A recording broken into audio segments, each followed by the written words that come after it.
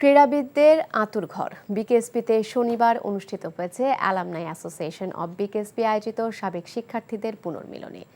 মিলনমেলায় উপস্থিত হয়েছিলেন প্রতিষ্ঠানটির ভিন্ন ভিন্ন ডিসিপ্লিনের সাবেক ছাত্রছাত্রীরা, ছিলেন নাজমুল আবেদিন ফাহিম, আব্দুর রাজ্জাকের মতো ক্রীড়া ব্যক্তিত্বরাও। সাভার থেকে জাহিদুর রহমানের পাঠানো তথ্যে জানাচ্ছেন নিলয় মজুমদার। বাংলাদেশের ক্রীড়াঙ্গনের সেরা খেলোয়াড়দের আঁতুড়ঘর বিকেএসপি। কেউ কেউ শীর্ষ পর্যায়ে সাফল্য পেলেও অনেকেই পরবর্তীতে যুক্ত হন অন্য পেশায়। ফলে পেশাগত কারণে অনেকের মধ্যে তৈরি হয় দূরত্ব।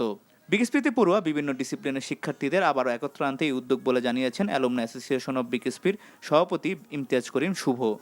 আজকে আমাদের অ্যালামনাইয়ের রিইউনিয়ন হলো দীর্ঘ 10 বছর পরে। এই রিইউনিয়নটা আমাদের সবার জন্য খুব কাঙ্ক্ষিত একটা রিইউনিয়ন ছিল। এই পুনর্মিলনীতে উপস্থিত ছিলেন বিসিবি বোর্ড পরিচালক নাজমুল আবেদিন ফাহিম ও জাতীয় দলের সাবেক ক্রিকেটার আব্দুর রাজ্জাকের মতো ক্রীড়া ব্যক্তিত্বরা। দীর্ঘদিন পর বিকেএসপিতে ফিরে পুরনো স্মৃতি রোমন্থন করেছেন খেলোয়াড়রা।